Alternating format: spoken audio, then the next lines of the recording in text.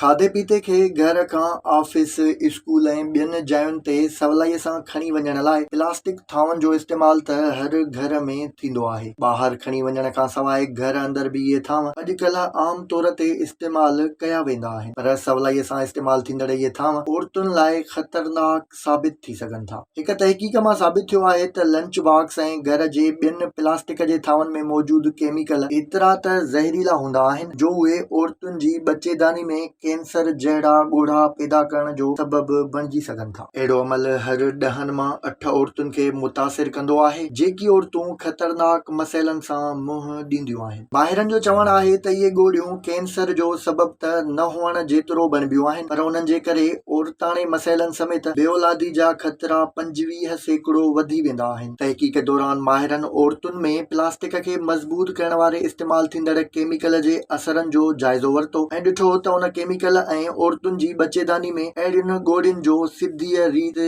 ॻंढापो आहे। माहिरनि चयो आहे त इहे फाइब्राइड ॻोढ़ियूं एतिरियूं ज़हरीलियूं हूंदियूं आहिनि जो बेऔलादी जो सबबु बणिजनि थियूं। अफ़सोस जी ॻाल्हि इहा आहे त एॾा वॾा ख़तरा हुअण बावजूदि ॼाणी वाणी या अणॼाणाई में दुनिया अंदरि प्लास्टिक जे थांवनि जो इस्तेमालु तमामु घणो थींदो पियो वञे ऐं केतिरियुनि ई औरतुनि खे इहा ख़बर ई न आहे त इहे आम शयूं उन्हनि लाइ केतिरियूं ख़तरनाक आहिनि।